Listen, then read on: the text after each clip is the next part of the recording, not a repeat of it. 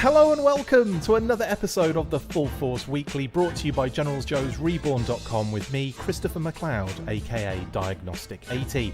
For today's episode, I'm joined by the awesome Patrick Notpicard Stewart. In this regular video series, we round up all the week's news in the world of G.I. Joe. What is it, Pat?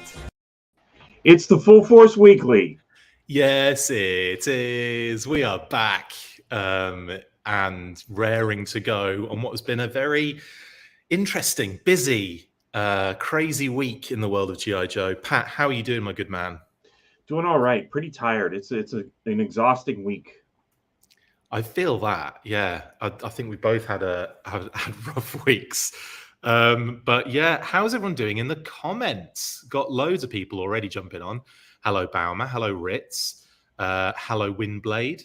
Hello, Ropig John. Hello, Jeffrey. Hello, Luke. And hello, Christoph. Right, okay. Well, as we go, we'll be checking in on any comments and questions and stuff like that. You know the drill. You know how it goes. We have got a lot to get through this week, Pat. So I say we just get stuck into it and get started. Good.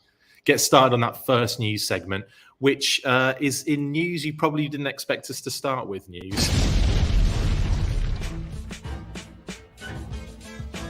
We have more merch to talk about. Joe Muscarella found this awesome looking official Forever Clever G.I. Joe Soaring SLINGSHOT glider at a Gabe's store in Hermitage, Pennsylvania earlier in the week. Joe took a number of pics of the display box, the glider box itself and the glider, as well as a few videos of it in action. The 18-inch wide glider comes in two colours, black or green, and will only set you back $3.99. Looks like a nice bit of cheap fun for those of you wanting to attach Flint and Zartan to them and fly them around in the forest. Disclaimer, we have no idea if action figures are compatible with the gliders and do not take responsibility for those of you who try it. Well, exactly. Just covering our bases legally there. Pat, what are you thinking? What are your thoughts on this Soaring SLINGSHOT glider? Easy for me to say. They're pretty cool. You know, it kind of reminds me of course, the Viper and the Falcon. And it would have been cool if they had made the black one a Cobra one and maybe kind of themed it similar to that. But the fact that they're made of fabric probably means that they're going to be a little bit durable. And, I'm probably going to get both of them. But I won't be launching them in here. Yeah, exactly. Like I did like last Forever time. Clever. I think it was Forever Clever made the helicopter as well. Yeah, they do some nice little bits and pieces, don't they? I'm really liking this. I think it's a nice, like a little bit of cheap fun, but then they don't look that cheap either. Like when I actually saw it out the package, I was like, actually, that looks pretty nice. I'm kind of interested. I wouldn't mind having one or two of those just to kind of see just how far you can go with it. Apparently over 100 feet distance there. I love those really vague descriptions on the box. Over 100 feet slingshot distance. 12,000 feet? That's over 100 feet. Right. Well, I guess it depends what kind of height you get before you launch it. Yeah. I'd probably get about 5 feet. But no, it's really cool. And thanks obviously to Mr. Muscarella as well for kind of getting us all of those images and stuff. And like he even got like shots of the packaging it comes in. What I really actually liked, a good close up here, is you see the little kind of almost action figure kind of person hanging onto the handlebar of it underneath, which is pretty dope. So there's a green one, there's a green action figure on the black one, and a black action figure on the green one. So that's a nice little color break going on there. Yeah, I think he already picked me up one of each, so I'm pretty well set. Damn. Where's my sets? Come on. Yeah. And yeah, like again, look what I was getting at was like it looks pretty cool. I actually really like these. Anyway, yeah, I'm still curious if there are other brick sets come out, even though those weren't as great of a quality. I think this one looks like it's going to be better. Definitely. Yeah, that's true, actually. I forgot about the brick sets completely because there haven't been any for ages. So, yeah, that is an interesting comment. Tomahawk, I think, right? Yeah. I haven't had looking for it. I haven't had any of them yet. I haven't really seen them anywhere. I never bothered kind of getting in on them. Especially after we kind of saw the excuse me, after we saw the kind of quality that we were dealing with, and like the figures not really, you know, interacting very well. I built several sets, and the bricks are the kind of bricks that don't really hold together. Oh, classic. I hate to say that, but that's kind of what the problem is. They don't hold together. So that's a shame. Baumer says, ha ha ha, as a kid, I probably would have chased my sister around with it, terrifying her with it, of course. 100 feet, 1 inch? Question mark, says Tom McCloy. Well, yeah, that's over 100 feet. So yes, definitely. That's a possibility. Probably more so than my 12,000 feet option. S. Myers says, if my kid were a little older, I'd grab these today and probably do most of the playing. Just grab them anyway, S. Myers. Don't use the child as an excuse. Just do it. Yeah, that's a good point, actually, Couchboy. Too bad it does not launch with a fig on it. And that's the thing. Like, I wonder if there's a way to maybe like customize, like take off the actual, you know, plastic kind of figure that's on there, and like stick like a vintage like O-ring figure or a reaction figure, just to see like if it can kind of take that, because that would be kind of cool, wouldn't it, to then like launch them around like the old school gliders back in the day, the Air Commandos. Yeah, I mean the old school gliders were pretty much on, the figures were on there with a backpack peg and a rubber band, so you could just reduce that to just a rubber band around that centerpiece, and I mean maybe it'll work. Who knows? I'm definitely going to try it when I get one of the. You should definitely try that as well when you get yours. That's really cool. Okay, cool. Thanks for watching, everyone, and thanks for all your comments. We will, as I said, I'll get to them as as I can, as and when. There's only so much we can do in this show. Moving on, then. Love that. I actually really love this bit of news, and I'm actually looking forward to seeing them out and about. If they're ever around, I will be picking them up, definitely. Okay, then on to the next segment, then, Pat, and that is in a bit more merch news, but this time for Icon Heroes.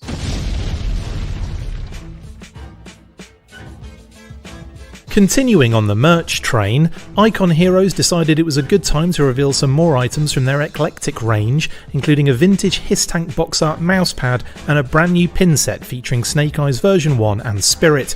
The mousepad costs $14.99 and the pins will set you back a cool $29.99. The enamel pins come on a classic explosion card back with file cards on the reverse, and you can expect both items to be shipping around the fourth quarter of 2022. You can check out the BBTS pre-orders for both in the description below, but what does Pat think? I saved myself a bit of time there, and now I've ruined it by talking over you. But yeah, I thought, I'll just ask him in the video, and then I don't have to do anything. Yeah, I like that they're continuing on with things. I'm actually surprised that looking at the Icon Heroes website, I think this is like the 9th set we've got of these.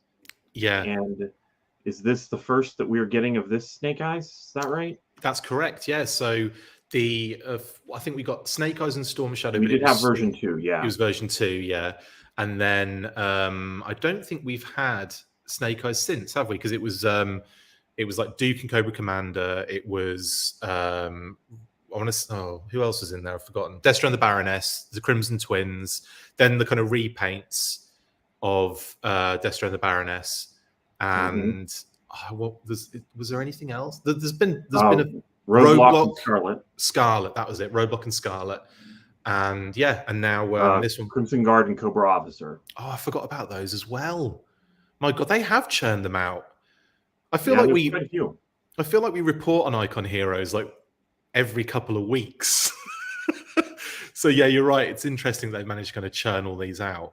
Yeah, I mean, so obviously we've got the mouse pad. We know it's not like we've never discussed the mouse pads before. Do you like the fact that they're going into the vehicles now, Pat? Well, I mean, the Hiss Tank obviously is so classic, but I just don't see myself using a mouse pad. Not one that I would end up destroying anyway. I mean, how much is the mouse pad? $14.99, I want to say. Well, that's not that bad. That's not that bad. Yeah, the pins, there it is in its natural environment. I mean, this is looking at... Looking at this website, there's what, 3 mouse pads now? The Cobra Commander one, the Crimson Twins, and now the Hiss. I think we got Snake Eyes and Storm Shadow as well early on. They might not be Really? available I wonder anymore. if that's sold out because I don't see that. They were like circular ones, I think. But yeah, they Yeah. definitely had Snake Eyes in the game. And yeah, I wonder then if there's anything else that's gone from the site that has sold out. Very likely. Yeah, so obviously we've got the pin set here, the Snake Eyes and Spirit. Interesting, they've gone with like the kind of vintage original styling for Spirit. And then also the cool little file cards on the back, which is a nice touch, isn't it? Yeah, that's true. I don't remember those being on there. I don't know. I haven't bought any of these. I think it might be neat to see how somebody may display these. Honestly, if they put out enough of them, it would be kind of cool to have them in a display case right next to a vintage figure because it kind of represents the card art. Absolutely. Baumer says we could probably get these pins on a cork pegboard and almost make a poster if they keep releasing them. Yeah. Pretty much, yeah. The art on the pins is dope, though, says Couchboy. He's not a huge fan of the mouse pad. If I got a pin gifted to me, I'd like it, he says. Slave has, I had the Crimson Baroness and PD Destro pins, and they're nice, good quality, and bigger than I expected. Yeah, they are pretty large, aren't they? From what I can gather, which is great. I was thinking, like, get a ton of them, stick them on your backpack or whatever. But now the backpack's getting heavier and heavier. I'd be really worried. So I like the corkboard idea better myself. Yeah, because they're going to go missing, or you're going to lose one every now and again if you're taking it outside. Agent Chuckles, excuse me. When I go to Disney, I'm a pin hoarder. When I get home, I have no idea what to do with them. And if you're a G.I. Joe fan and you like pins, you can be a hoarder there as well. Christoph Black says, Chris and Pat, can you do a shout out and wish my daughter Hannah a happy birthday? She's a fan of Full Force and G.I. Joe. Happy birthday, Hannah. Happy birthday, Hannah. Awesome. That is awesome. Thank you very much. And I'm glad you're a fan of the show. I don't know why, but thank you anyway. I appreciate that.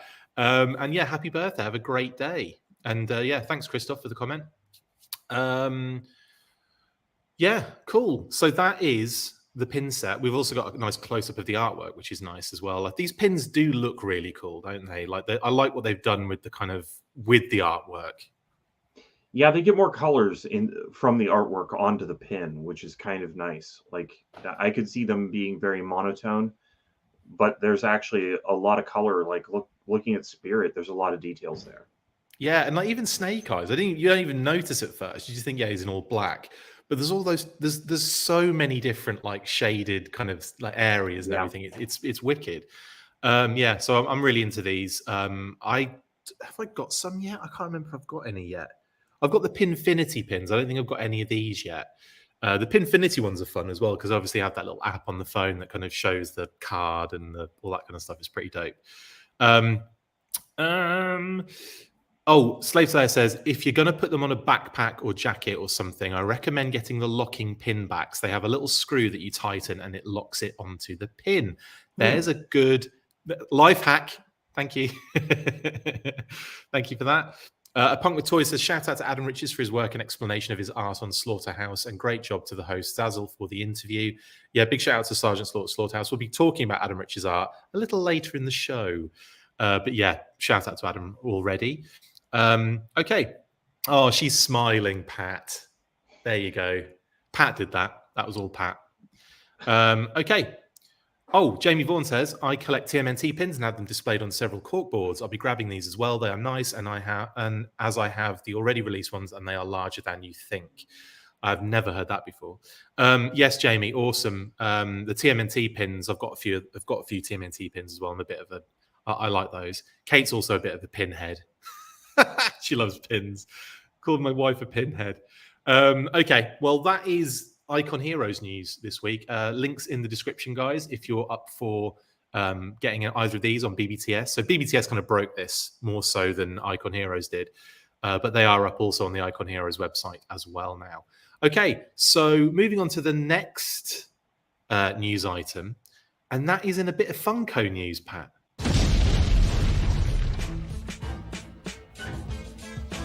An image emerged on Twitter yesterday showing a brand new Serpentor Funko Pop figure, and if the summer convention exclusive sticker is anything to go by, then it will most probably be for SDCC.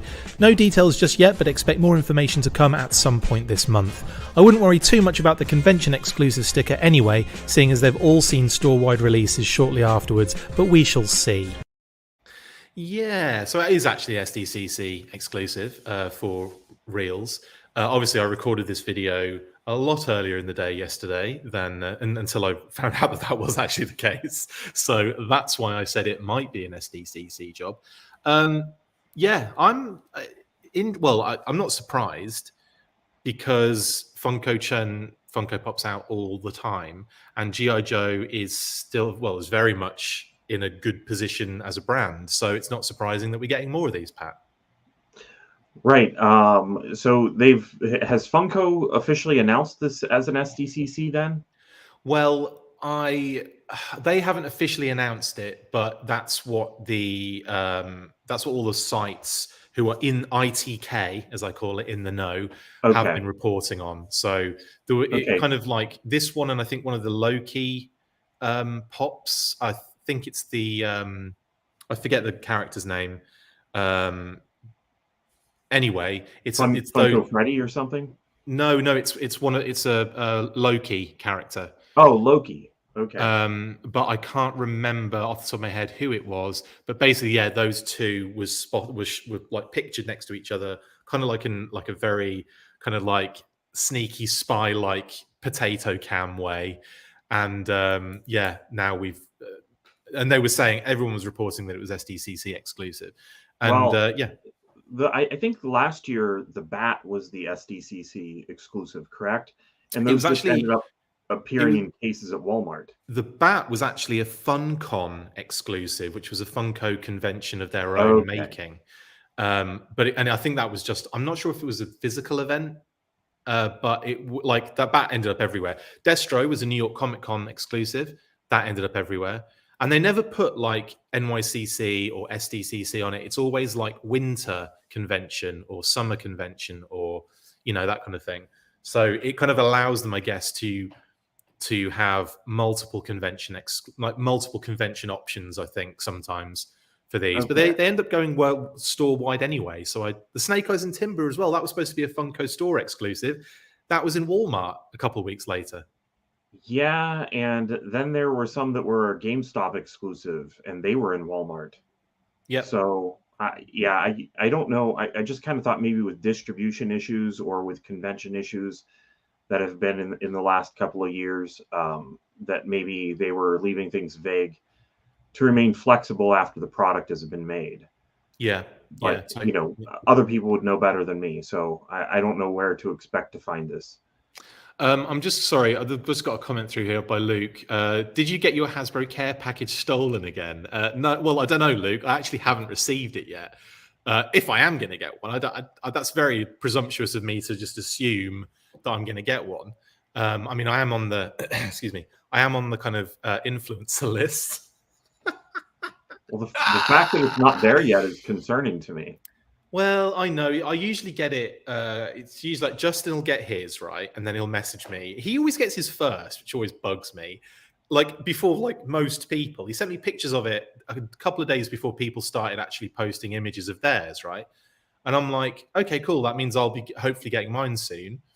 It's usually the day or 2 days following. It's been like 3 or 4 days now? Don't know. It could have been. It might have been. I need to have Justin message me so that I could just hang out near your mail, and then I'll be getting. Someone already is, clearly. Someone's already hacked my phone. Maybe it's Justin. Maybe he sits out my door and steals this stuff and then goes home. Anyway, so no, Luke, I haven't got mine yet. Or it might be out there now. I'll go and check later, but who knows? It might have been yoinked. And to be honest, I'm not gonna message Hasbro and go, where is my care package? That would be hilariously bad. Anyway, so Funko SERPENTOR, Absorbed says they are shared exclusives, basically. And that's why they don't specify that on the box, basically, it's interesting, but it's always funny that they always end up store wide anyway. They always end up in Walmart eventually.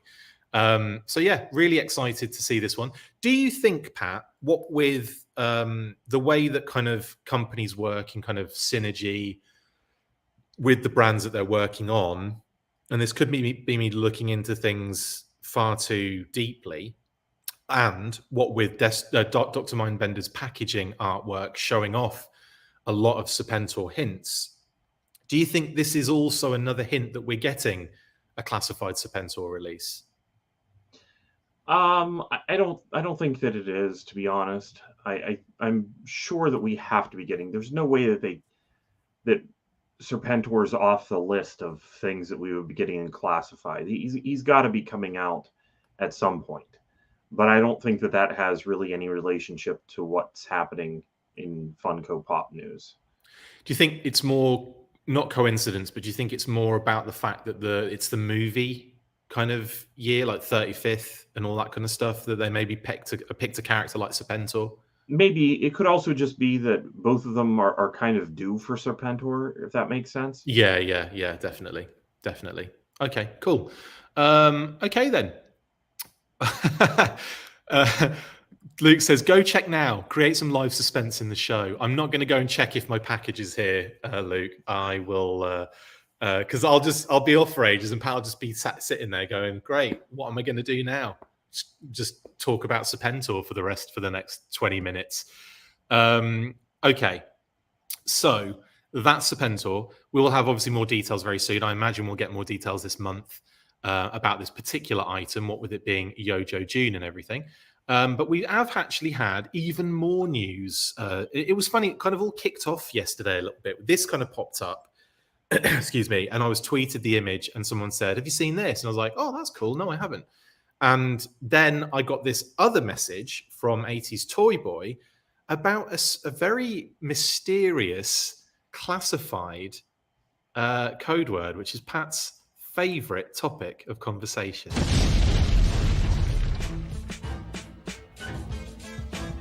Who is DUMAS? Thanks to 80s Toy Boy on Twitter for the image of this one, but a classified series figure and pet set has been spotted on the Target internal system. The listing states G.I. Joe CS DUMAS pet and is priced at $44.99. Clearly a biggie, but we shall have to wait and see who this is. We might even find out this month, of course. Anyway, to the speculation mobile. Right, let's jump on this one then, Pat, because this is kind of some interesting information. Target internal system. It's not technically a Target exclusive because they do have specific kind of text coding for those kind of exclusives. But it looks like we're getting another figure and pet set. $44.99, so that kind of puts it in the Fiona Crockmaster kind of territory, Snake Eyes Timber, etc., etc. What are your immediate speculative thoughts here? That they're switching to writers now for their code names. About it. The internal code words are amazing, aren't they? Yeah. What comes to mind for me is the fact that the other day we saw a Slaughter's Marauders deco of Barbecue, right? That to me insinuates that Slaughter's Marauders decos might appear, within a fairly soonish time frame or time period. I'm not saying this one will be Slaughter's Marauders, but what I'm getting at is, could we be looking at maybe Mutton Junkyard here as a standard release to then with that kind of forward thinking of getting a Marauders deco in there? Well, that would make sense to me, because Mutton Junkyard are some pretty classic Joes. They've got to get them sooner rather than later. And yeah, anything that this is going to be, it's a pretty narrow list, I would think. I think that when I was joking yesterday, I said that it could be like Payload with Mouse.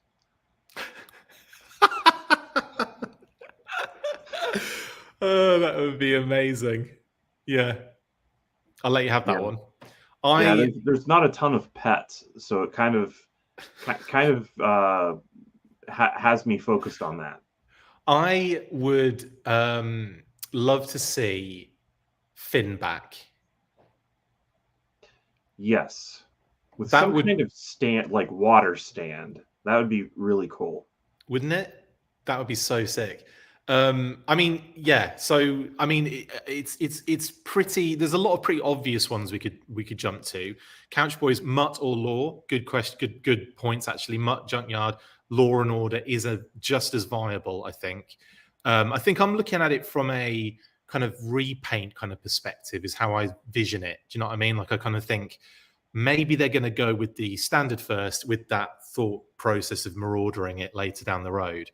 Bauman says, oh no, sorry, I thought you were saying a new Snake Eyes and Timber. No, it's not the new Snake Eyes and Timber. The new Snake Eyes and Timber was Ariel.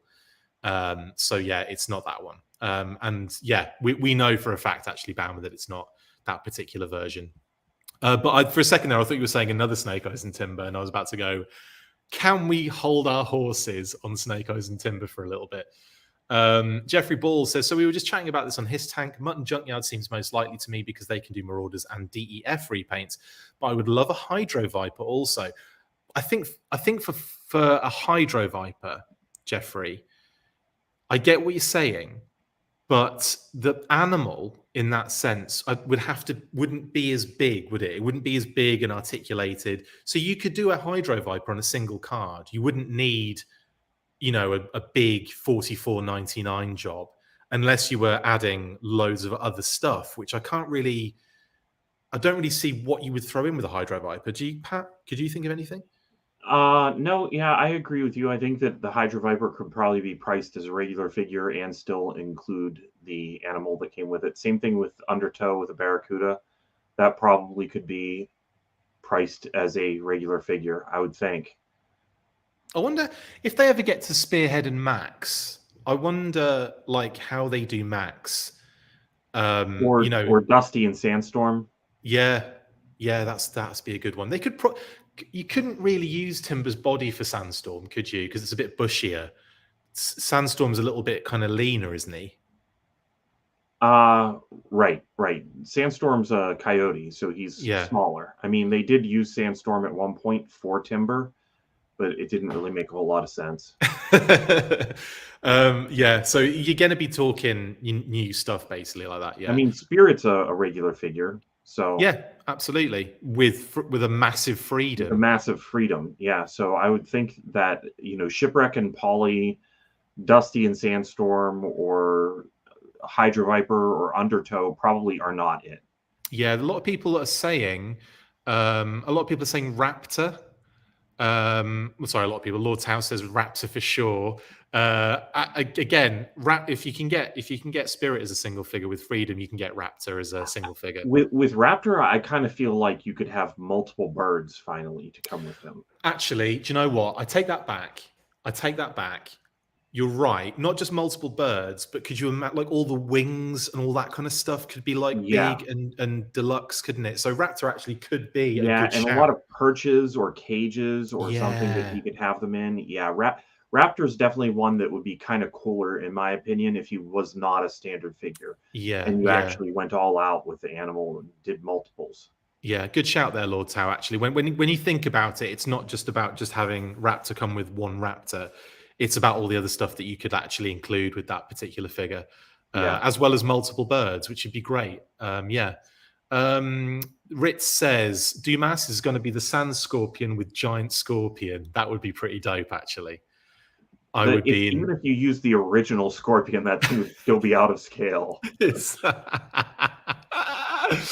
Couchboy, no, he's not out for order. These always go into the system early for Target, and then we get sent them, and people are like, "Oh, what's this? What could this be? What could this be?" And then we start speculating. This is a number of months out, possibly even to next year. So, yeah. Raw Talk Real Deal says Norgahide would be a good one as well. That's a good shout because the wild boar that he comes with could be made to be really chonky and big. Absolutely. What do you think about that, Pat? Yeah, I think so. I think that's a good one. Toy Bounty Hunter thinks it is going to be Snake Eyes and Timber version 45,786. Yep. Bryn says, would this be for Shipwreck and Polly? I doubt it, just because Polly's tiny. She's much smaller than Freedom. Will probably be much smaller than Freedom. And yeah, I couldn't see them. I couldn't really see them doing like a deluxe set unless, like, you know, we talked about throwing other things in. And when we talk about Shipwreck, he doesn't come with much in the vintage figure. I don't know what you'd throw in there with him. Do you, Pat? If you were going to deluxe him? I mean, Shipwreck's such a key figure, or a key character, I mean, that they probably could make him a deluxe figure and throw some things in with him, but it would feel like they were just throwing things in to get a higher price out of a popular character. I don't really think that Shipwreck belongs as a deluxe. Yeah, that's a good point. But yeah, Bryn, you know, I'm saying no, but only based on what, you know, like what I'm like expecting or speculating. So you could be right. We could be seeing a 44.99 Shipwreck and Polly down the road, and it turns out to be the Polly that's been expanded in the Christmas episode. Yeah, so good. Yeah, still, you know, it could still very well be. Baumer says, Pat, that's hilarious. I'll keep a lookout for Hemingway Sergeant Slaughter. Brilliant. RKW1138. I forget what was the previous pet code word. It was Ariel was the previous pet code word for Snake Eyes and Timber. It was Ariel and Pet, right? Yeah, Ariel and Pet, and Io and Pet for Crocmaster, if you guys remember that one. Just I and O. Io was the code word for them. Punk with Toy says, I keep saying it's going to be Road Pig with a wild boar. Lenny talks too much about Road Pig, and he said before they don't have to follow exactly what came in the past. Yeah, I suppose. I think actually you don't need a wild boar with Road Pig. I think with Road Pig, you just have his accessory loadout, which has grown in the modern era over the years to include like street signs that are damaged and, you know, all sorts of like random stuff, like the cement block on a stick kind of weapon and, you know, all that kind of gear. I think he could easily be like a deluxe figure with a bit of like, you know, thought about it. He'd be a big figure as it is. Massive. He would be, wouldn't he? Because you'd probably be looking at another new body build, bigger or maybe on par with like maybe the Sarge or a bit bigger than that. So you know, like Nemesis Enforcer, I would always think would be a good head taller than most of the biggest figures. Excuse me. That's another one. I don't think it'd be Nemesis Enforcer, but when you think about it, the wings and the tentacles were done as pets for the 25th anniversary. So he kind of goes on the list as well. There's an interesting thought that I accidentally came up with and Pat solidified. Thank you very much for that, Pat. But yeah, no, Road Pig, I could definitely see happening at Punk with Toys, 100%. I would still be a little bit weirded out. I know they don't have to stick to the past exactly, but when you kind of start separating animal companions from their original characters, I don't know, it gets a little bit iffy for me. Like I feel like Norgahide needs to come with the boar and would be an amazing figure anyway, wouldn't it? Like Norgahide would be sweet. Yeah, that'd be a really good one. They need to get started on those dreadnoughts and soon. So true. I mean, we're getting Zorana, so that to me is Zorana. I didn't know it was you. Sorry, carry on.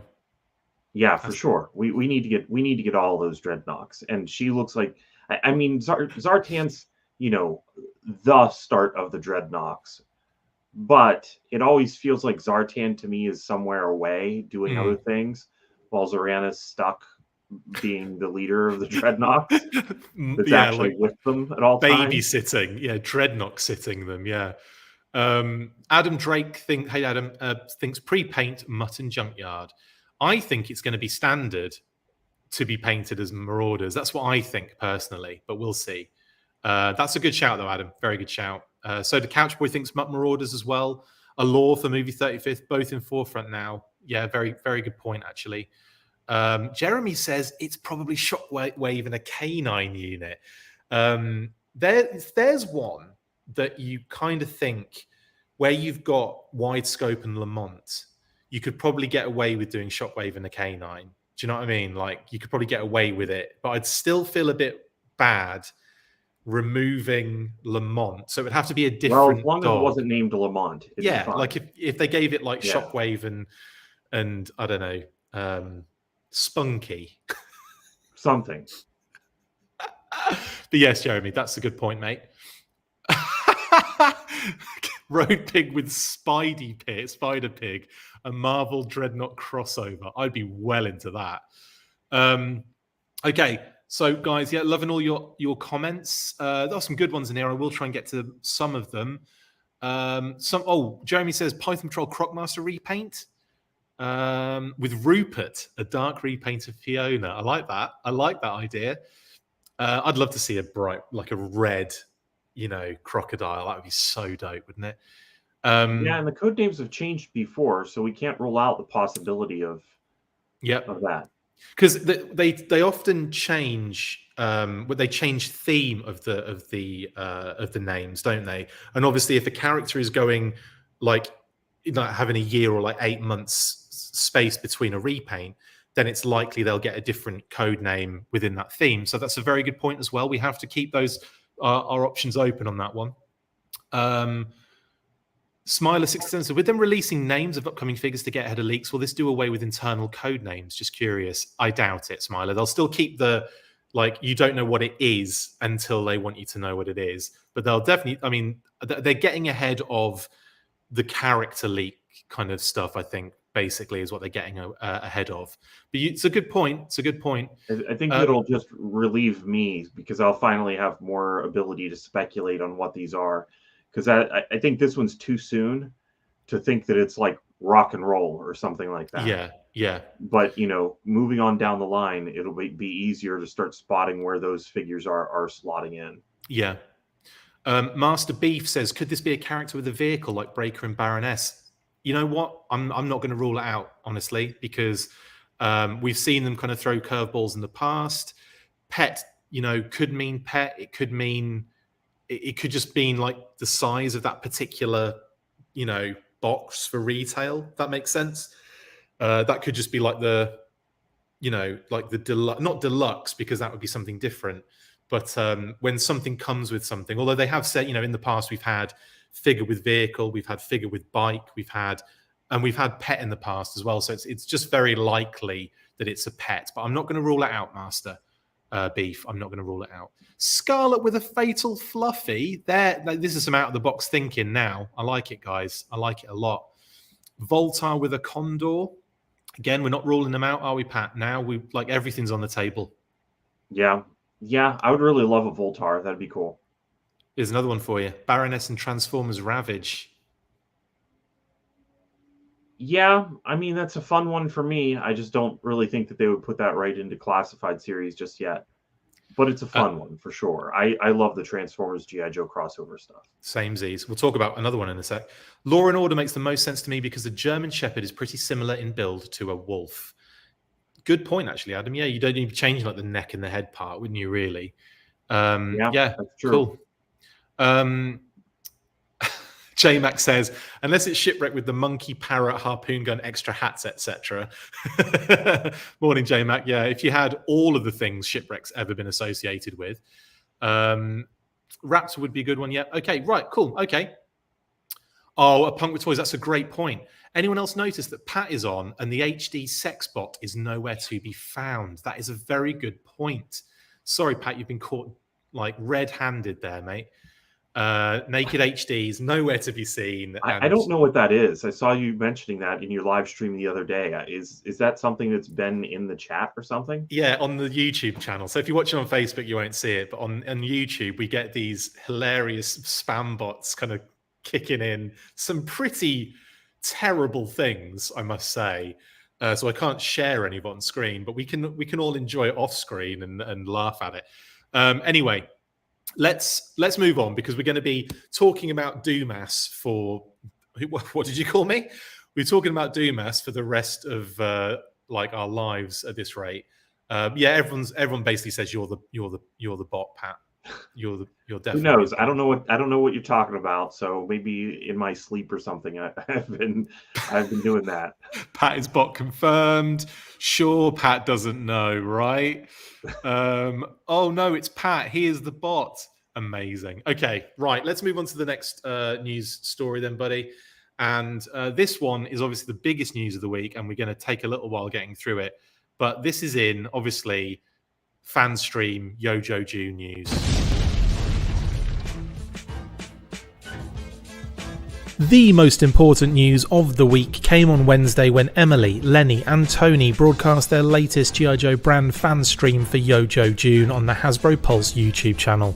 We were treated to a bevy of information, including the latest wave of classified figures featuring Storm Shadow, Spirit, Crocmaster, the Cobra Officer and the Python Patrol, leaving the Hasbro distribution warehouse on their way to retail and of course customers in the United States. We had early classified character information as Copperhead and Torpedo joined the list of pre-pipeline reveals, alongside a number of digital render reveals for Falcon, Slaughter's Marauders Barbecue, Crimson Bat, Outback and Covergirl. We were informed that each mainline wave would now consist of 5 figures instead of the previous 2 or 3. There were images of the Sarge classified figure, including his secret accessory, a mini action figure of himself, and beautiful box art from our very own Adam Riches. Pre-orders dropped for 3 new items, Snake Eyes and Timber, the O-Ring Duke and Cobra Commander 2-pack, and a massive reveal of the Transformers G.I. Joe collaborative Bumblebee Ore Striker with O-Ring Stalker. The stream concluded with a huge classified HasLab tease at the end in what was a highly enjoyable event across the board. Yes, it was. This was probably one of my favorite streams of recent memory, I would say, in terms of like the reveals, the information, the kind of like, you know, there's just a lot of cool stuff going on in this one. I mean, I always enjoy them, but this one was especially good and obviously finished on such a massive cliffhanger, which we'll get to that later, but we're going to go through this in order, if that's okay, Pat. Yeah. There's a lot to get through here. So first things first, Emily, Lenny and Tony appeared to talk about a lot of news. We're going to be getting your Crocmasters, your Storm Shadows appearing now. That wave is starting to kind of come, like, has left the warehouses in Hasbro and is being distributed. Excited, Pat, to get those figures? Of course, yeah. Always eager to get some things in hand and get caught up with you.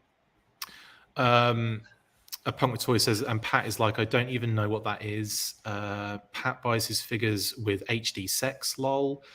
Plausible deniability, says Adam Drake. I'm sorry, Pat, but it's pretty much stacked against you at the moment. It looks like you are the bot. I've got to find some way to fund the collection, right? Amazing. Okay, yeah. So I can't. It's great that we're finally getting this stuff like getting out there. So that's great. That was the first bit of information. The next bit of info were these kind of like pre-pipeline reveals, and we're getting Copperhead, which we all called anyway. And I think Lenny was just basically so annoyed with everyone talking about the fact that he had that Python Copperhead at his desk. And guess what, right, guys? We were so right, weren't we, about that? That was it was a good spot in the first place to notice that he picked up this Python Copperhead as like an example at, in his, reach. And everyone just jumped on it. They were like, well, that's Python Patrol Copperhead coming.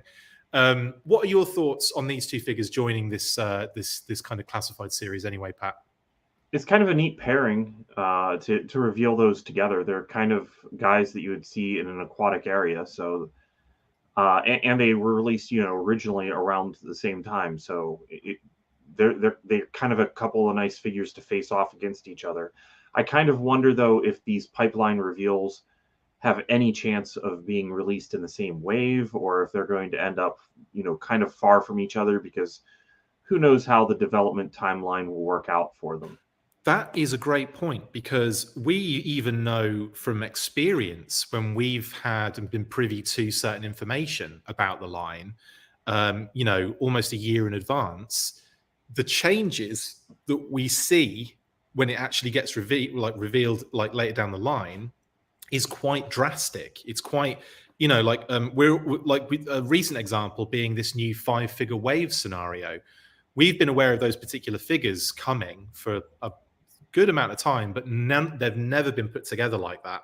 So you get the feeling that a lot of changes are made, a lot of kind of decisions are kind of made not on the fly, but things change and it could be that certain products aren't going to be able to be done at the same time, and you get this kind of like, I don't know, these different situations. I would say that I don't think any of the figures that they've mentioned so far, Shipwreck, Rock and Roll, Copperhead, and Torpedo, are necessarily anywhere near each other in terms of when they come out. It could be that they don't all appear in the same wave. It could be that we get all 4 of them in the same 5-figure wave. Yeah, that's true. With those 5-figure waves, some things are going to be coming in a lot faster. I do know that seeing that Torpedo there, I kind of wonder how aware they are of the Tiger Force Torpedo, whether or not we may be getting that now in order to prepare Torpedo for a potential repaint, or if that's just, out of the question. And then, of course, the thing I really want is to finally have that O-ring Tiger Force Torpedo, because that's what I want. Dude, it's a great shout, because I think it would be so cool if they did at some point with the O-ring line a little set of unreleased Tiger Force O-ring figures. I think that would be absolutely awesome. Sorry, guys, completely ignoring all of your comments at the moment. We'll get to some of it in a second. So I'm just trying to kind of cut in to see what is actually related to what we're talking about currently. That Copperhead will look awesome, says Lord Tau. I love to get this new version of Copperhead, says Road Pig John. Couchboy says, Copperhead I want, even with no water moccasin. He's so sick. Jeffrey has asked, do you think there's a possibility of getting the water moccasin? It's a fairly compact vehicle. What do you think, Pat? Yeah, it's kind of somewhere medium-sized. I don't picture that one happening, but you never know. I mean, we're going to talk about a HasLab. I kind of think that that's probably going to be a vehicle sized similar to the moccasin. So they probably would have to HasLab the moccasin as well. But the thing about the water moccasin is you could fit several figures on it. So absolutely. Who knows? Jeremy Kimberlin says Python Patrol Copperhead. Woot. Yeah, it's very likely, actually. We're looking here at 2 figures that have that repaint potential. You've got Python Patrol Copperhead, and you've got Tiger Force Torpedo. Obviously, Tiger Force Torpedo, like Pat mentioned before, is very kind of like, it's not that well. It is. I mean, it's well known in the G.I. Joe circles, but like your casual consumer's not going to recognize Tiger Force Torpedo necessarily. Right. But I definitely think that would be a great one to do, and to kind of like play up with the actual design as well, because obviously you can only see the top of his blooming head in the picture, can't we? In the original, you could see a little bit of his shoulder. Carson just posted a really good scan of his catalog. I've posted scans of mine as well, but Carson's I was really able to see a little bit. I was able to delineate a little bit more, I think. And able to see like more of that shoulder. And I kind of feel like the Fun School figure was based on the Tiger Force Torpedo. Definitely. So, who knows? Absolutely. Neil Hill says, I just hope Torpedo has a removable helmet or an alternate head that's without the helmet. Yeah, good shout, Neil. It would be great if they did that. I could see him getting like a kind of Cobra Trooper kind of thing going on, but with like his face exposed, and then the mask is a secondary. So I could see that being done. And I'd be cool with that, honestly. But it would be nice to have an alternate head for him. Yeah, definitely. Ropig John says, they can make Torpedo cool instead of just a bland real American hero figure. I mean, it's a black and grey figure. But I would have to argue that, you wouldn't call Snake Eyes bland, but he's literally all black. Whenever I saw that lineup of figures, Torpedo was my pick. That's the one I took home. I mean, people have different reactions to these things. I mean, I like Torpedo, but I must admit I'm way more of a wetsuit fan when it comes to kind of deco and design and stuff. I just love that. I prefer Torpedo over wetsuit. There you go. On the same channel, 2 differing opinions. That never happens with me and Pat. We usually definitely both love version 4 Snake Eyes the best. I'm just kidding. I'll stop talking now. Bryn Anderson was one of his favorite figures, he says. Torpedo as a kid. Torpedo as a kid was one of your favorite figures, or you as a kid, Torpedo was one. I assume it's the latter. I'm looking forward to getting the classified. Yes, absolutely, mate. Adam says, Torpedo makes me think we'll get eels. up inside you, finding an entrance where they can. Eels. Yeah, me too. I'm really excited for that. That was for Adam only. Yeah, okay, cool. Well, A Punk with Toys says, it looks like the wave of 5 might have a theme like water, with one first wave figure tossed in, Shipwreck, Torpedo, Copperhead, and then 82 Rock and Roll. Yeah. Good.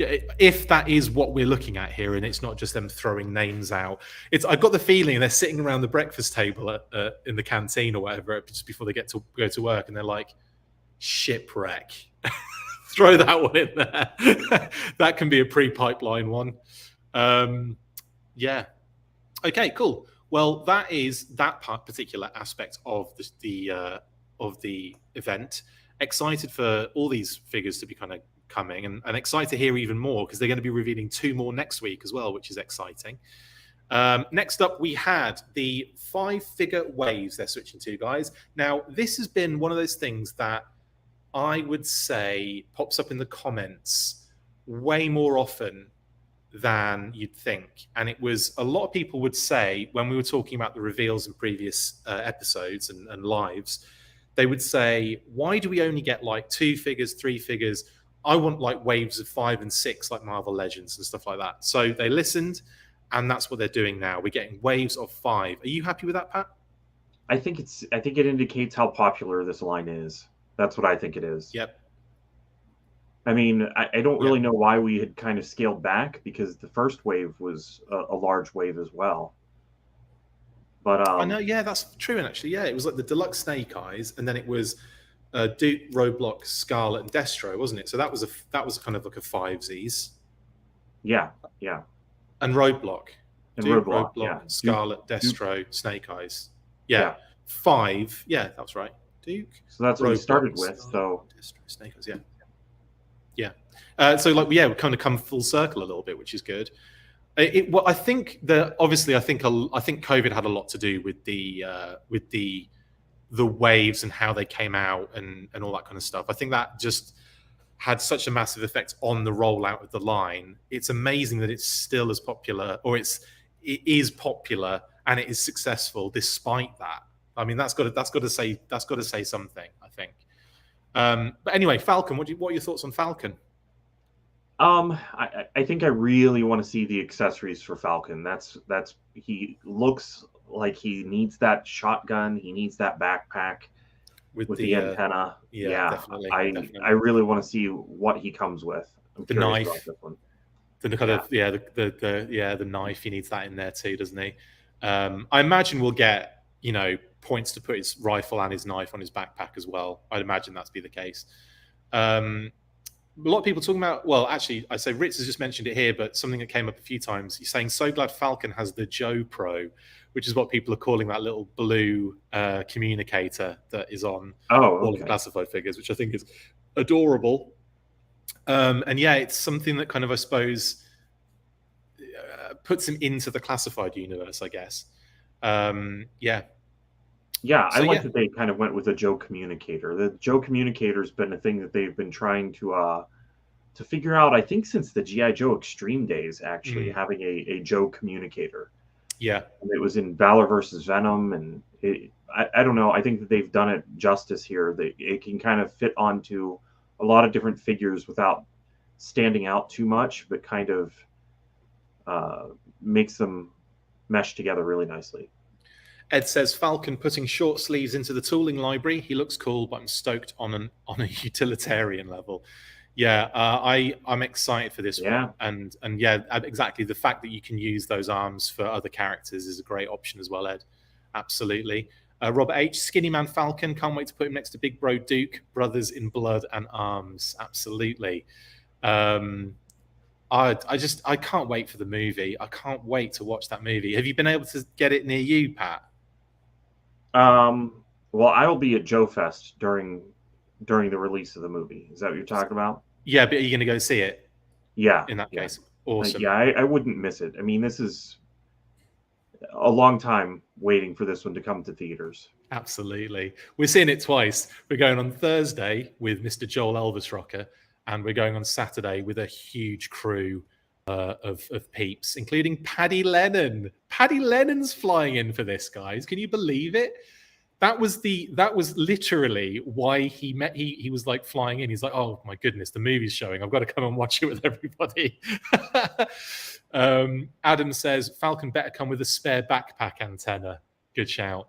Good shout. You're going to break it immediately out of the box, probably. Absorbvids actually says, I'm a little worried about so many repaints coming out on top of each other. I mean, it's always going to happen. We're always going to get them in the line. I personally don't have an issue with it because I really love, the sub teams. Does it bother you, Pat, the amount of repaints? No, I like it whenever they space the character out from his repaint or her repaint so that it's not like you're getting the same mold right on top of each other. That's totally how I kind of feel about it. Totally. No, Absorbers, I feel, mate, if that, you obviously, that's how you feel, and I totally understand that. Yeah. I will say, though, like from a personal point of view, because I love repaint so much, it doesn't bother me. That's not to say that I can't empathize with, your concerns on that. And I agree, actually. I think it would be nice if they could spread those out a bit. Like I said, I think COVID had a big effect on those early repaints coming out in the fashions that they did. But I think that now, we're seeing it more, I think, mainly from a budgeting point of view, a tooling, costing point of view, more than anything else. Hopefully in the future, if more resources can be kind of put towards the Joe brand, then maybe we'll see more like unique characters, and then the repaints will be like a bit further out. But, in a perfect world is what I'm talking about. But no, totally get what you're saying, Bud, and totally understand the comment. I think putting that character further out gives people who missed it the first time another opportunity. So that's why one of the reasons why I think it just makes more sense to space them out rather than putting them right together and then people being like, well, you know what, I missed out on Duke, and then having to release another one. One more comment and we'll move on. X Factor 17, Falcon seems kind of bland to me. I hope his extras add something to the overall paint scheme. I think that's what Pat was getting at, really, wasn't it, Bud, when you were talking about you want to see him with his with all his stuff. Yeah, I mean, he looks great, but he is a guy in all green, so it would be nice to see some of the equipment that kind of makes him stand out. Totally. Right, next up then, we have Marauders Barbecue. Speaking of repaints, but I'm really psyched about this one. So Barbecue was last year, wasn't he? The release of Barbecue Target. Yes, I think so. So we've had a decent time between that Barbecue and this one. And obviously this isn't even out yet. Like, we can't pre-order this one yet. Probably like a couple of months out from something along those lines. So would that be a decent distance? Or I think so. I think that once you have the figure in hand, that's important to me. With some other figures that we're going to get to in a second, it's like I don't have the other one in hand. But to see that the other one's on order, it just gets to be, that's where it gets to be a lot. Yeah, I love. And hopefully, pre-orders to home start, that window starts, Yeah, minimum closer. Yeah. I would say as well, what I most like about this is the fact that we don't need a Target exclusive, we don't need a Walmart exclusive, we don't need a Amazon exclusive in order to get some sort of sub-team repaint. Yeah. What this is showing is that they're happy to just drop the odd one in the main line here and there, and that's something that like I'm excited about, because it means that it won't necessarily mean like, when Target changes their theme, that's the end of Tiger Force. Do you know what I mean? Like, and I know we've spoken to HASBRO about that in interviews, and they have told us that they would do that kind of stuff in the main line anyway. And lo and behold, we have an example of it right here. And this is a great way of getting the Sarge, Slaughter's Marauders. We're clearly going to get a Slaughter repaint at some point. They're not going to. I really hope. How dope's that going to be? And then throw a secondary on him, another redeco, and you got the Warthog Sarge. So I'm very excited to see some kind of Sarge stuff, which we'll get to in a second anyway. But anyway, Barbecue. I was going to say that I like the way that they have colored this one, rather than just putting the colors over the figure, ignoring the details of the figure, which is how the originals were done. This is kind of more how they appeared in the Deke cartoon. Yeah. with the actual pockets painted or details on the figure painted in those colors, and they've separated the colors out really nicely that it's not obvious. It's not too obvious that they've had to make those choices. Very good point. I really like the way that this figure looks. Also, I'll say it matches our banners as well. I've Right, only just noticed that. I've only just realized that we're in the Marauders phase of our branding. Yeah, so that's cool. That's dope. Next up, then, we've got Crimson Bat. Speaking of another repaint here, and this one is an interesting one. I know, like it's controversial in that we've had the Battle Android Trooper standard version late last year, like kind of going into January almost, that most people have been able to get them. We've had this Python one following very close behind. It was, I mean, they were revealed on the same day, the Python and the standard, and now we're already getting one in June of this year in Crimson. Now, I will personally say that I do love this deco. I think it looks gorgeous, and it will make your kind of like Crimson Twins, Crimson Guard kind of add another level to that, army. But what are your thoughts here, Pat, on this one? Is it too much too soon? The bat is kind of one. Well, I have a bat in hand, and obviously I have a bat on pre-order. So I don't know that it's too much too soon. Yeah, it might be nice to space that out just for people who missed the bat to put this one later on. I think this one kind of, in my mind, is a bit of a replacement for the Inferno bats, because I can't imagine them actually doing a clear plastic figure. I don't imagine that would be all that easy to do, and they seem to yellow very easily, or show yellowing, I guess I should say, easily.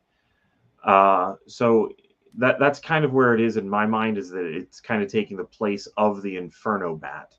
Yeah. And I like the fact that Emily said that if you buy this and the Crimson Guards and the Crimson Twins, that all of the Crimson colors between those figures will actually match. It's very striking, I'd imagine. Could you see them doing Baroness in this Crimson deco then? Oh, for sure. For sure. Yeah, I could see that personally. Adam Drake's made a good point here. Nobody ever complains that sneakers, cars, or other stuff come in multiple colors. I just can't wrap my head around that complaint. Yeah, I mean, that's the thing. I think it's for some people, isn't it? And it's not for others. And I think, I think what it is, I think it's a bit of impatience generally, because I'm a fairly patient human being. I can wait for a lot of stuff. I know a lot of people that just can't, and they make that known on a daily basis. And I think with G.I. Joe being such a vast character-based situation, lots of people have their own favorites as well. That's the other thing. Like, I know Lightfoot probably isn't going to make it in the classified line, at least not in the first 3 or 4 years, if it keeps going that long. But someone can dream. But I'm not going to be complaining that this has taken a spot of a possible classified Lightfoot. Having said that, I do I understand that it can be because I was a bit kind of put out by the Snake Eyes and Timber, which we'll get to in a second, just based on the fact that there wasn't that much difference going on. At least with the bat, you've got the black and yellow, you've got the kind of maroon and grey and yellow, and you've got this kind of like all crimson. So you've got like very clear, deco dividing lines going on, I guess. But yeah, I don't know. But yeah, it's a good point, Adam. It's a good point. Right, okay. Action Figure Export, there was a Marauders Falcon figure. It wasn't part of a concept. He was in the 7-pack for the modern 4-inch line. What was it, Pat? It's the Full Force Weekly. Yeah, it's the Full Force Weekly, of course. No, it's there was a 7-pack from 2014? I don't remember what year that was. I can't remember what year it was. It was at the same time that there was the Dreadnought set. There was the Renegades and Marauders pack. Yeah. So yeah, Falcon was in that with Barbecue, Low Light, the Renegades. The 3 Renegades. Yeah. and Spirit. And Spirit. Yeah, it wasn't it? Yeah.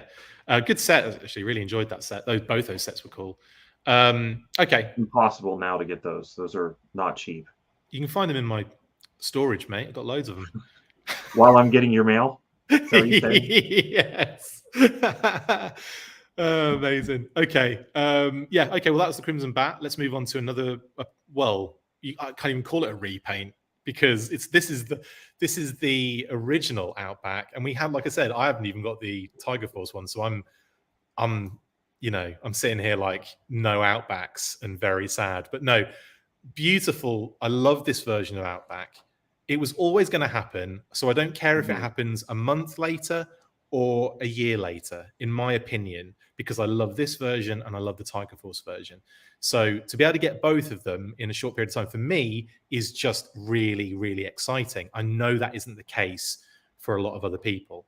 And Matt Matheson's already mentioned, can't wait to repaint Outback to Night Force Outback.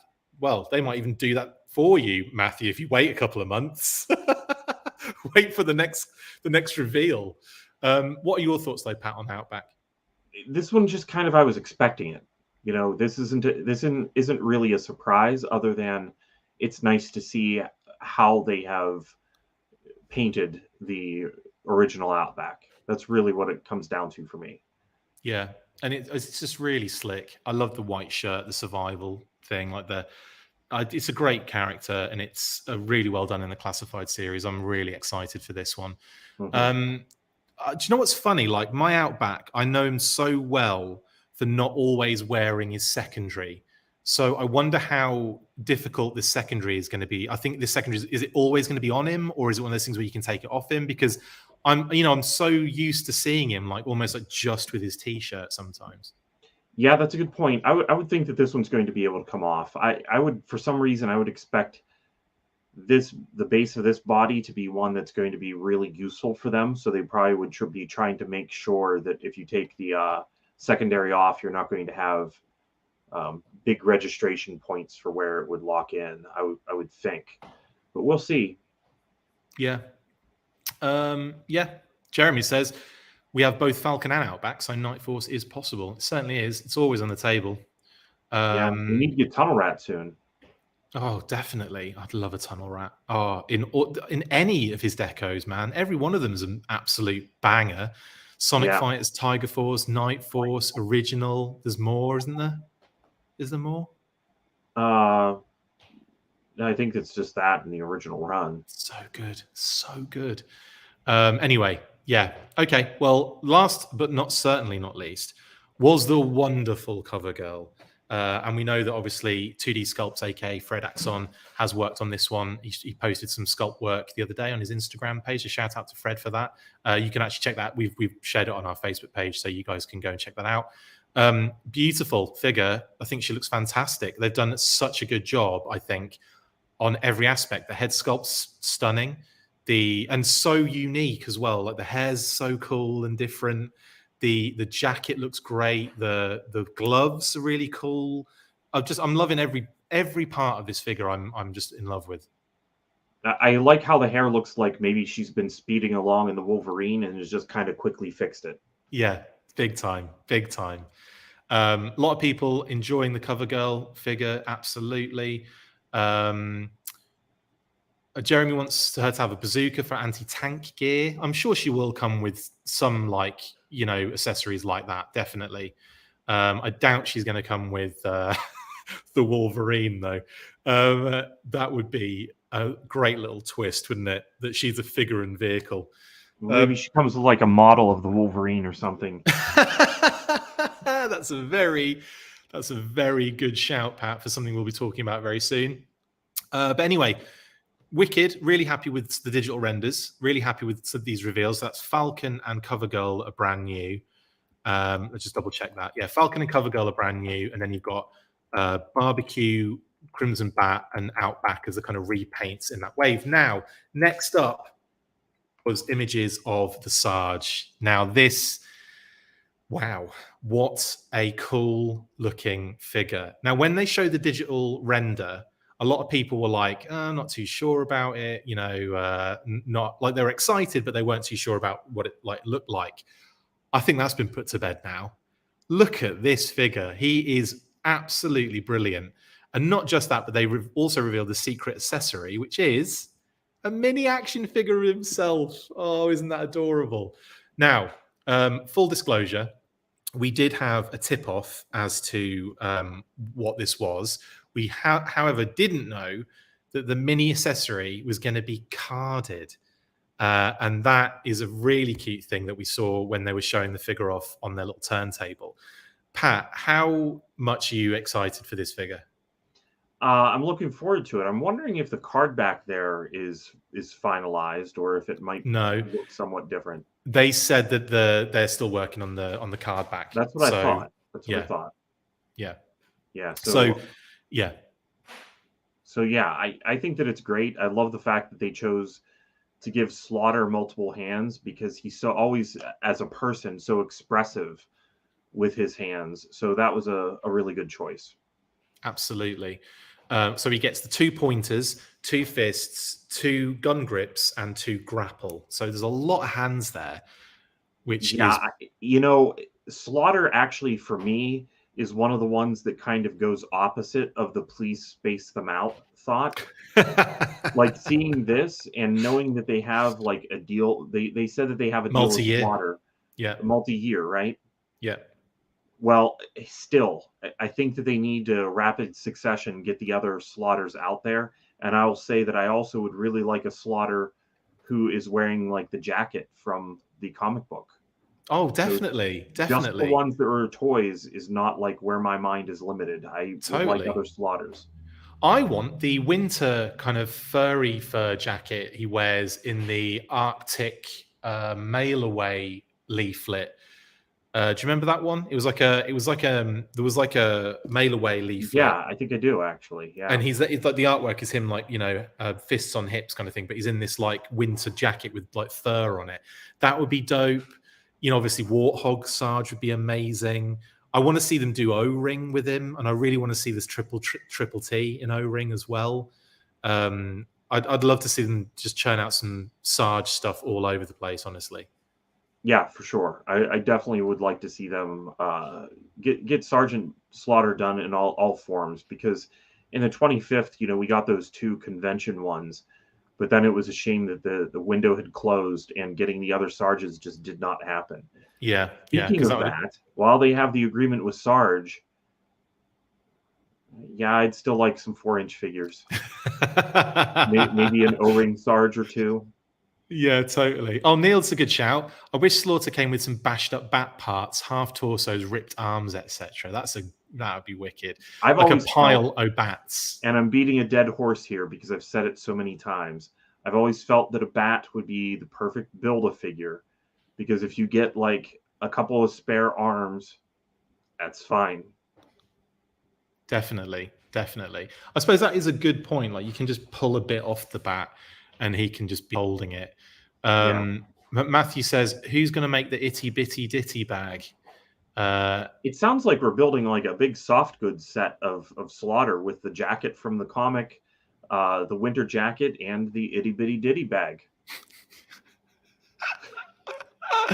Amazing. Yeah, cool. People, all loving the Sarge by the looks of stuff. And another good point being made again. And I did say we were going to get to this. So that's just a close-up of the accessories first. Baton, the AK, and obviously the minifigure. And then obviously he's got his whistle, his removable hat, and his removable shade. So he does come with quite a good amount of stuff. This is what I wanted to talk about. Big shout out to Adam Riches, friend, of course, close personal friend, and also co-presenter occasionally. I was just monthly co-presenter because he's always on them. But yeah, he did the artwork for Sarge, and it is glorious. And I mean, Pat, what are your thoughts? I feel bad for him for having to keep this a secret from us for so long, because that had to be very difficult. Yeah, he didn't mention this one time at all. He did not at all. Not even a hint to because I'm sure that he was working on it and it pertained to a lot of different things, but no. So yeah, I really like it though. Like, aside from knowing Adam, if I didn't, then I still would be really happy with this, because I have said in the past that the box art that I've enjoyed so much more, like I called out Scarlet's, for example, as showing several different aspects of her character. And I felt like if I was a kid getting that box, I would kind of know who Scarlet was from that art. And it's the same thing here. I mean, if you're a kid and you don't know who Slaughter is, and you're getting the figure, sorry, you know, that you don't know who Slaughter is. Maybe you want to find out. But this actually would be kind of a nice introduction to Sergeant Slaughter if you were a kid. Yeah, totally. And there's so much going on in this art that even when I zoom in and look at stuff, I miss stuff. So, you know, one thing I did miss when at first glance was if you look at the bottom of the film reel, there's his Deke appearance as the Sarge in the Deke cartoon, which I didn't even notice until I, you know, really zoomed in and looked. You've obviously got the kind of like punching through the film reel, punching Cobra Commander with the figure in his hand, kind of almost like a commercial call out. You've got the Sarge at the top, like almost like his real life Sarge kind of call out. You've got the comic, you've got the Sunbow cartoon in the dead center. You've got that beautiful, like almost like as if Hector Garrido had done a, you know, as if he'd been on a card art, vintage single card, what his artwork would look like. And then you've got this real close up of him with the reflection of the Sky Strikers in there. But there's so much going on in this artwork. It's just gorgeous. And I'm so happy for him. So happy for him. Yeah, it looks like he really put a lot of time into this one, I think. Definitely. Yeah. Definitely. And also, the Sky Strikers and the glasses, it's a nice touch. Great touch. I can almost see him in that scene. He's standing on the, like, you know, he's outside the HQ on, like, you know, like doing his drill sergeant thing with a bunch of new recruits, and the Sky Strikers are just flying off in the distance. You know, like I can just almost, like, you can almost, I don't know, like imagine the scene with what he's done. It's just so good. So yeah, massive shout out to Adam Riches, absolute genius. Okay, next up then in the stream, we had a bunch of pre-orders, and the first one up was Snake Eyes and Timber. Now, obviously, with this particular, this particular repaint, I have mentioned in the past that, you know, like it's not too dissimilar from the deluxe, but what I will say is really cool is that he does come with, they did give him a bunch of different cool accessories, including the scarf, which is shared, I think, with Stalker, isn't it? But I do like that it kind of gives the character, the figure specifically, a little bit more of a differentiation there. The picture that you have up right now of Timber scratching his ear is probably my favorite so far of all of the Dio shots that Hasbro has shown us. If they do Toy Photography Awards, that has to go as the photo of the year, doesn't it? For sure. Yeah, I really love that picture. It's adorable. I love how Snake Eyes is just standing there with his hand on his hip as well, just like, what are you doing? Timber just did something. I don't know what he did, and they're having a conversation, and Timber's like, yeah, whatever, man.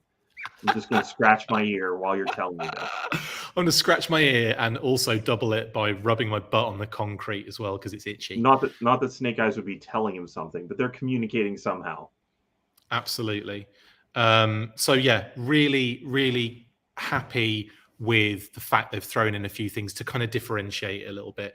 But at the same time, like, this is the one, I think, for me. This is the one that I've just always been a little bit like, this is a Timber purchase, in my opinion, because I feel like I already had the Snake Eyes, honestly, you know, multiple times. I feel like I already have the Timber too. Yeah, but it's significantly different, at least. This is the thing. Significantly different. And if Snake Eyes was that significantly different as well, I mean, it's not that he isn't. But it's the brown pants. I wish that I had something that really popped this time. Yes. On this Snake Eyes, definitely. I've seen somebody doing, like, somebody did a Ninja Force Snake Eyes. I don't know who did it. I saw it on my Facebook feed yesterday. Like, something to really make this one feel like I was having a purpose to the Snake Eyes figure. I don't know. Yeah. And also, like, this is probably a really good example of one that should have been spaced out, because if we hadn't just gotten Snake Eyes and Timber, if this one would have come like maybe a whole year later, it would have felt like, oh, people missed out maybe on Snake Eyes and Timber, and now they want them. Yeah, agreed. But I don't know. This is not one I'm excited over.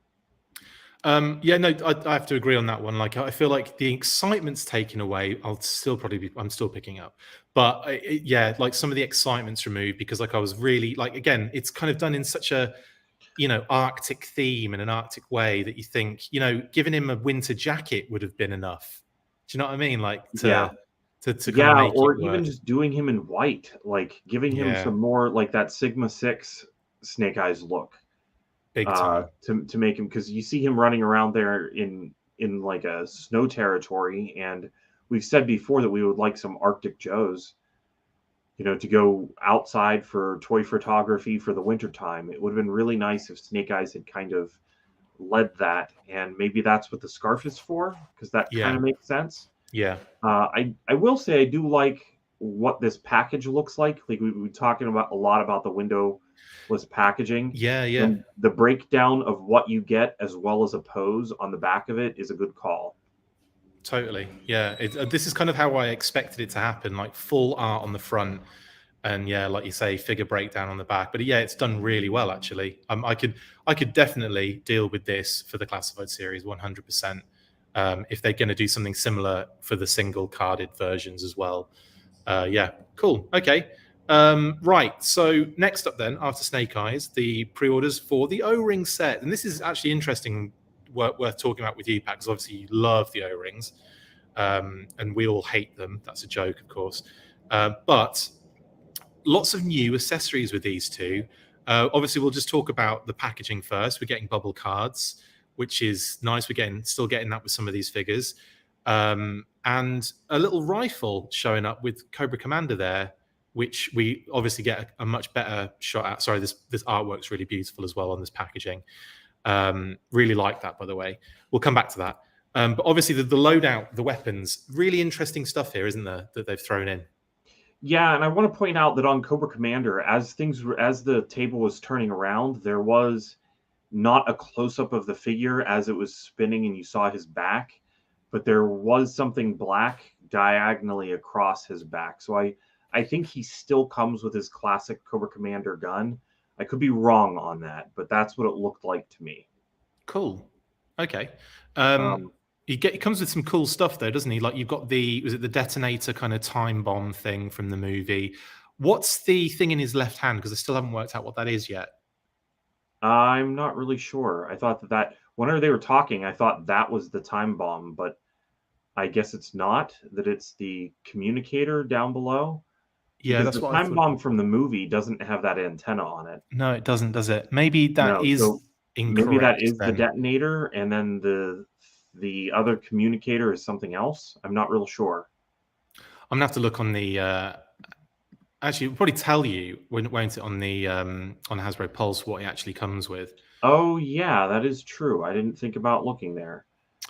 I will say, while I'm waiting for Hasbro Pulse to load so that I can look at that, that, you know, I love the fact that they're giving us new accessories, but I don't know how well those new accessories really blend with the O-ring style. To me, those pistols that he has, since there's actual paint on them, they look more like something that would belong with a 25th or modern 4-inch figure than with an O-ring figure to me. Because O-ring figures, how often, like seriously think about it, how often did an accessory have paint deco on it? Like some of the helmets, but not a whole lot. That it kind of stands out if you're going to put logos and things on the figures, accessories, in my opinion. Yeah, definitely.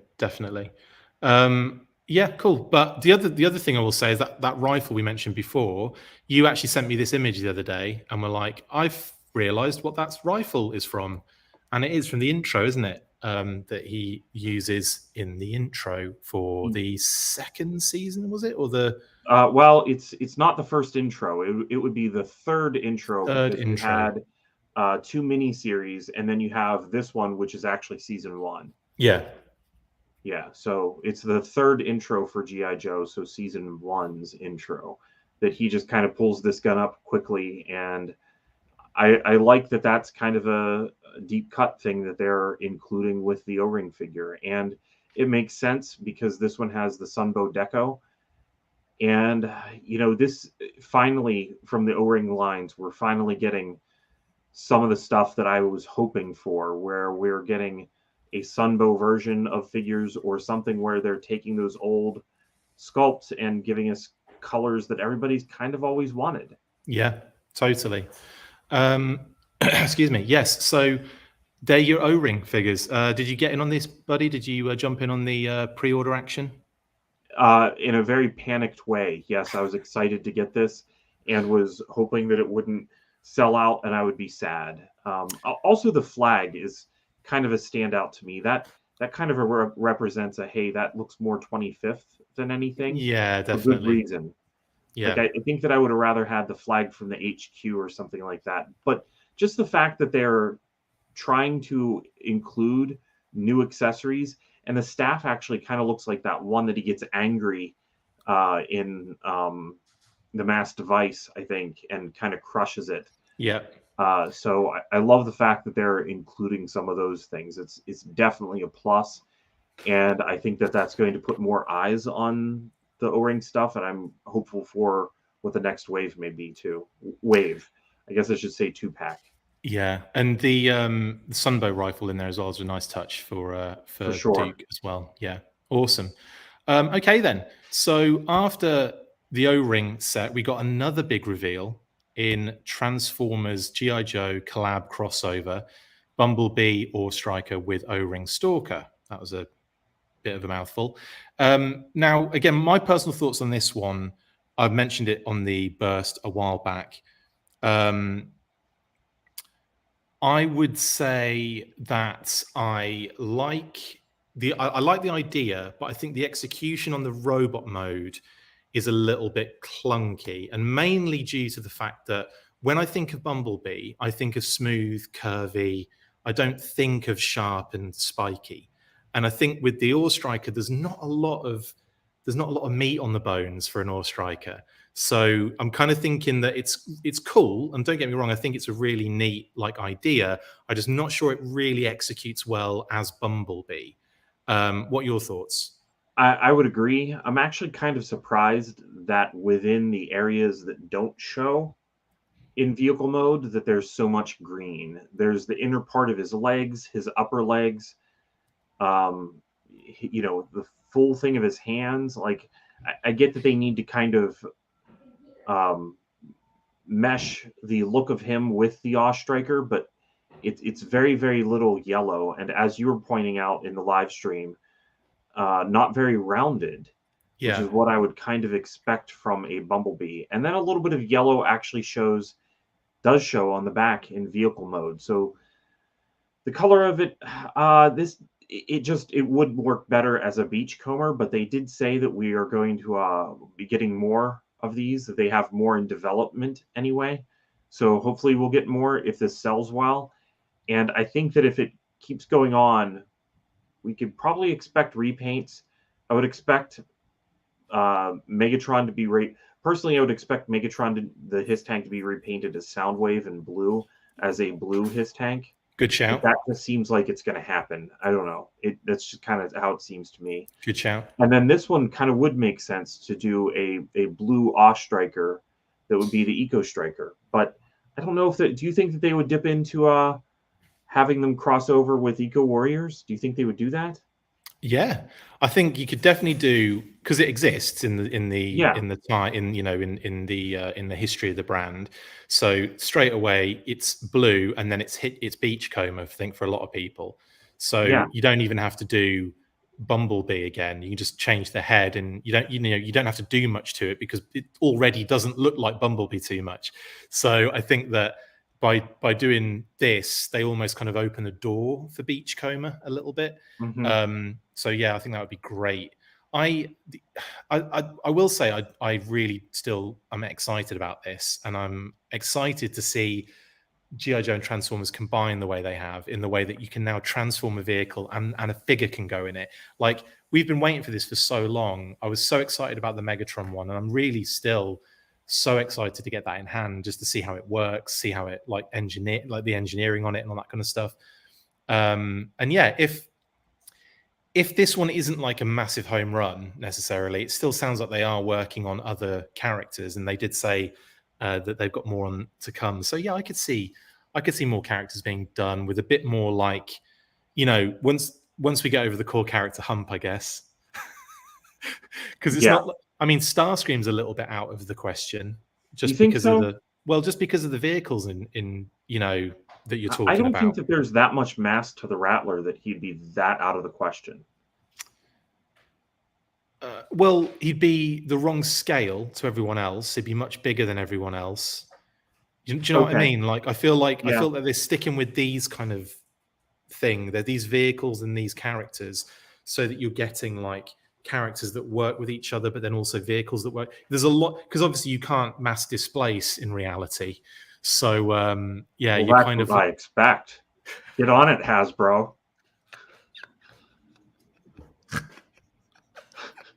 Hasbro. How have you not worked out mass displacement yet, you losers? Anyway, yeah. So yeah, that was my kind of. You know, I was still excited, and I still blew my head, my mind when I saw this. So like, I love the fact that the gun comes off and is like a separate weapon. Yeah, so do I. It's obvious, but it's also very well done. But yeah, like the wheels also are a bit funny. Like they're so massive, and it's like, you know, we'll just stick them on the sides, and they'll just be his wheels. It's almost like the transformation is he lies on his back. Do you know what I mean? And then just like, and it's done. But yeah, I'm still excited for this though, and more to come. But anyway, and honestly, of all the O-ring figures that kind of needed a re-release, Stalker's one of the ones that shatters so badly from the original run. So it is going to be nice to have a Stalker that you can just not be quite so paranoid about. Absolutely. Packaging's gorgeous. Yeah, absolutely gorgeous. I believe Stalker is an O-ring. Sorry. Is a bubble carded character figure as well, in much the same way as Baroness. So yeah, excited about that too. But yeah, just really into the general packaging, and that Bumblebee artwork, by the way, is freaking awesome. I love how vintage it looks. I'm well into that. Anyway, that's Transformers and the collab. Now, the last thing they revealed was this. This was a little thing that popped up at the end, just to kind of, you know, just to rub it in a little bit of like, hey, there you go, guys. And I missed this completely the first time around because I was busy, like, you know, posting stuff and trying to do other things.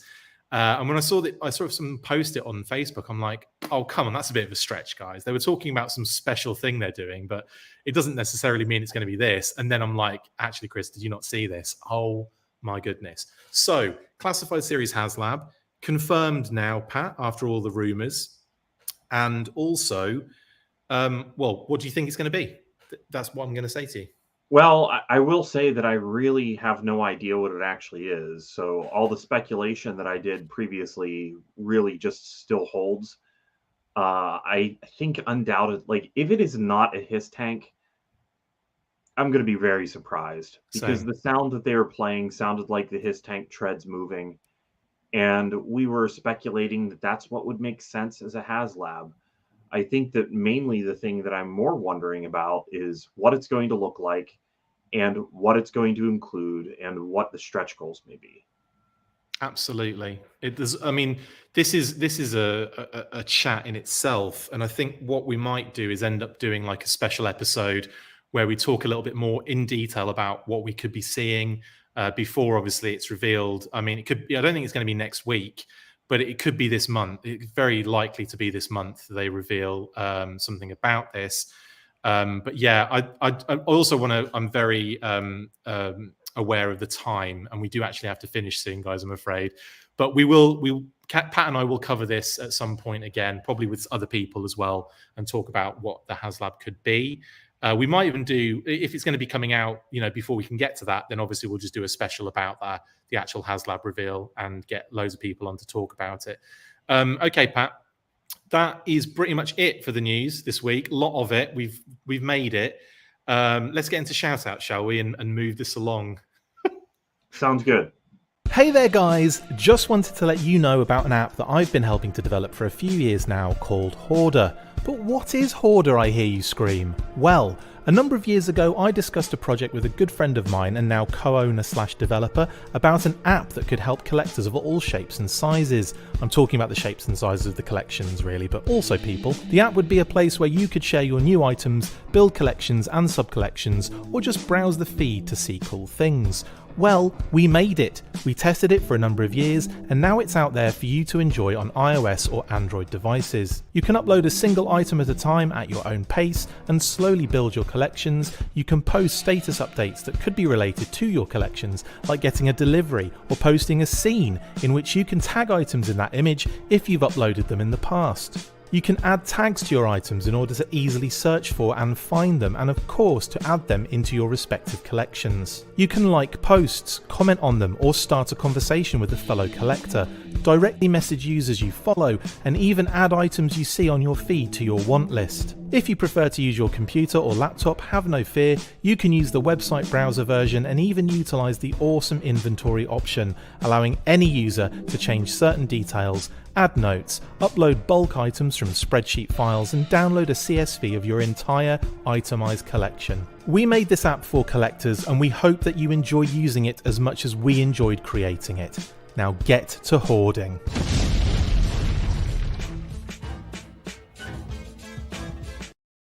Okay, you're gonna have to rinse through this one, I'm afraid, Pat. But let's do shout outs. You're going first, buddy. Who have you got? Who have you got first up? Shout out as always to Philip. Yeah, my partner on I kept the same image, by the way. Articulated Points. I didn't update the image because I can't be bothered. Okay. That's still what Phil looks like, so we're good. We're definitely good on that one. That is correct. It's still the same person. So shout out to Phil. Anything else, bud? No, I think that's it.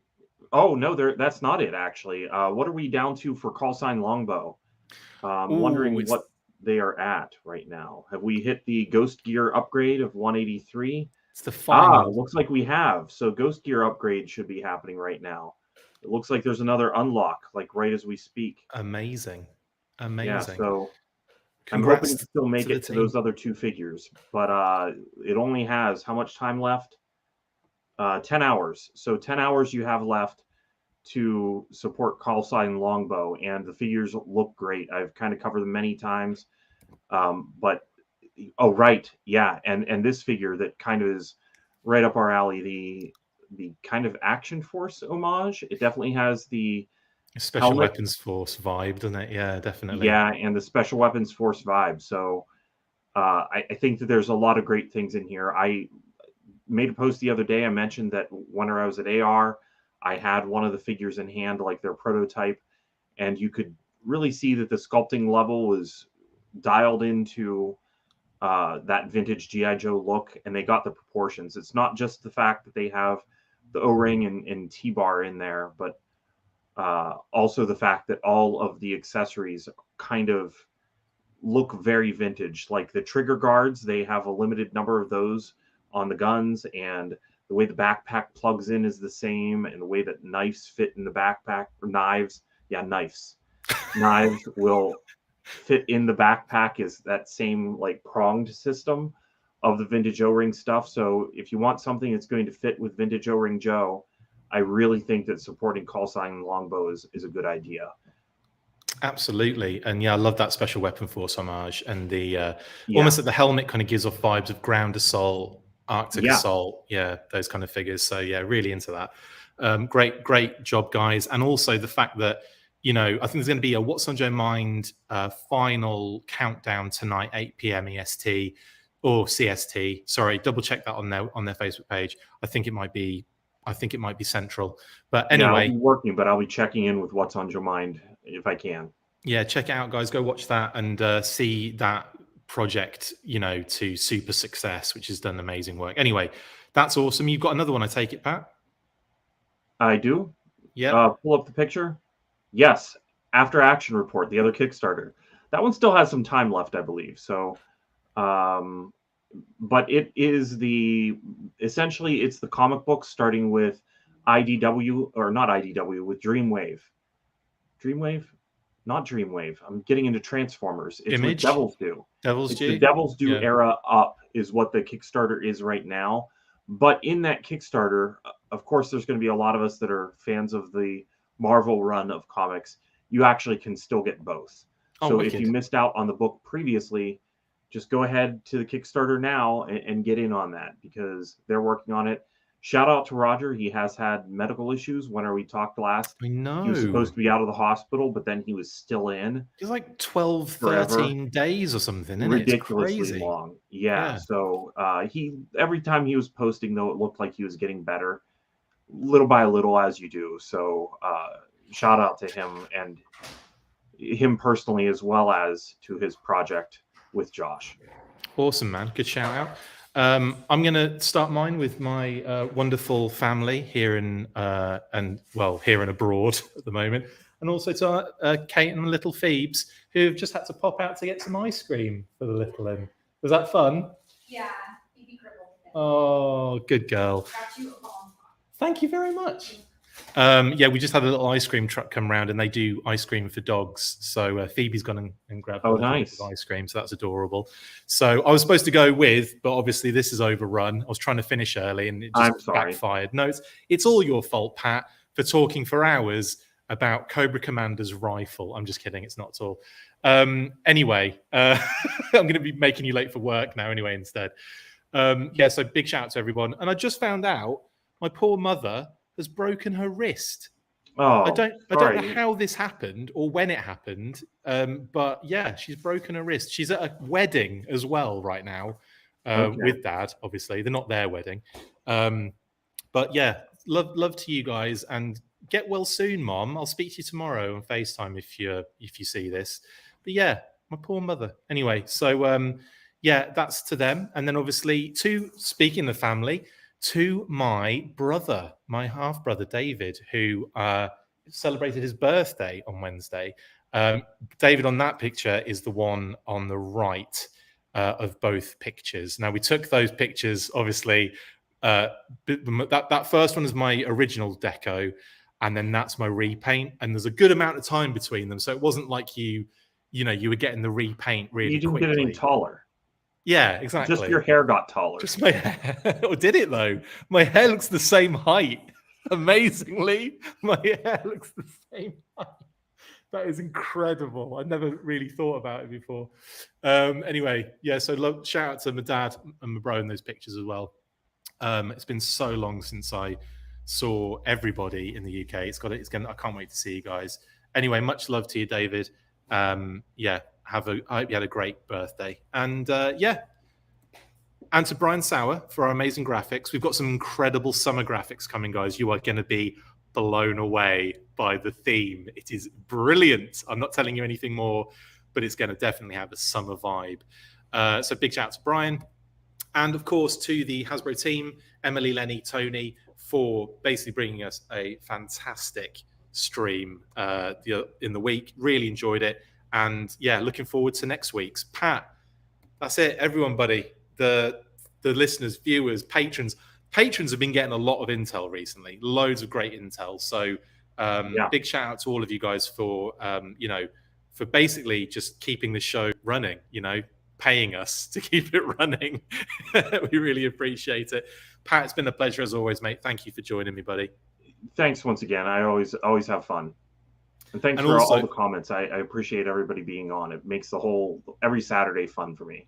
Absolutely. Big shout out to everyone in the comments. Sorry I didn't get to all of them. And like when we get to that point where I have to kind of kick through, it's like, sorry, we don't put any up. I'm really apologetic on that. But anyway, we will be back next week. Will we, Pat? We will be back next week. Yes, it's the week after we won't be back. I'll be back with Joel and Paddy, hopefully, and a bunch of other special guests from our friends group. But Pat will be in.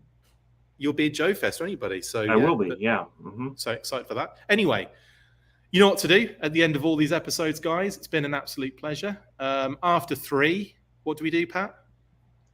1, 2, 3. It's the Full Force Weekly, is what I was expecting there. So after 3, 1, 2, 3. Full Force. Did everyone else do it? I'm just checking. I almost said Cobra like Lenny did on the live stream. Yeah, looks like everyone did it. Okay, you're allowed to go now. See you guys.